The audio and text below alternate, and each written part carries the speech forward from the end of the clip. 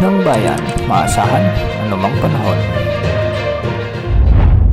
Magandang araw po sa ating lahat. Ngayon ay araw ng Linggo, August 10, 2025 at narito na ang pinakahuling update sa magiging lagay ng ating panahon. Patuloy pa rin nating minomonitor ang bagyo sa labas ng ating area of responsibility at ito ang Severe Tropical Storm Podul na papangalanan nating bagyong Goryo once na nakapasok na ito sa ating PAR. Huli itong namataan sa layong 1,875 kilometers silangan ng extreme northern Luzon. Taglay nito ngayon ang lakas ng hangin na umaabot na sa 110 kilometers per hour malapit sa gitna at pagbugsong umaabot na sa 135 kilometers per hour. Sa ngayon, kumikilos na ito ng pakanluran sa bilis na 15 kilometers per hour.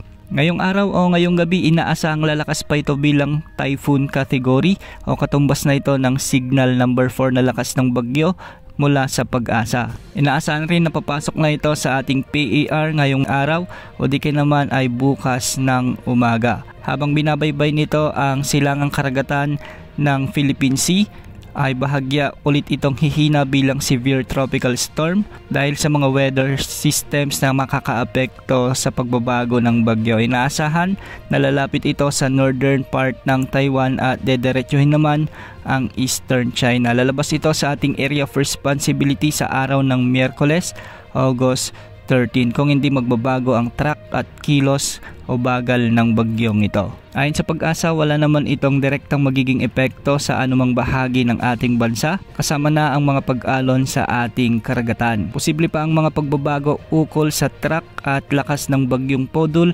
simula sa Lunes hanggang sa pagtatapos ng forecast period na inilabas ng Pag-asa. Antabayan na ng mga susunod na updates ukol kay bagyong Podul na tatawagin nating bagyong Goryo.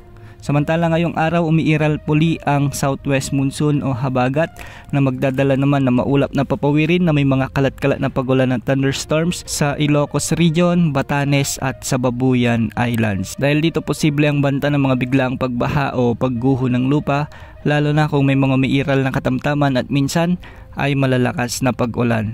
Para naman sa Metro Manila, Zambales, Bataan, Cavite, Batangas, Occidental Mindoro kasama na ang Palawan ay magiging bahagyang maulap hanggang sa maulap naman ang mga kalangitan na may mga isolated rain showers and thunderstorms. Dulot pa rin ito ng habagat. Hindi rin inaalis ang banta ng mga flash floods at landslides kung may mga mairal na severe thunderstorms. Samantala sa nalalabing bahagi ng Luzon, Visayas at Mindanao ay magiging bagyang maulap hanggang sa maulap din ang mga kalangitan na may mga isolated rain showers and thunderstorms. Dulot ito ng mga umiiral na localized thunderstorms. Walang nakataas na gale warning ngayon sa anumang baybaying sakop ng ating bansa at ang mga pag-alon sa ating mga karagatan ay posibleng umabot mula 0.6 hanggang 1.5 meters. Maliban kay bagyong Podul na ating minomonitor ay wala na tayong binabantayang bagong sama ng panahon na posibleng makaapekto o pumasok sa ating area of responsibility sa susunod na 3 hanggang 5 araw. Yan muna ang latest sa lagay ng panahon. Ito po ang weather update ng bayan, maasahan anumang panahon.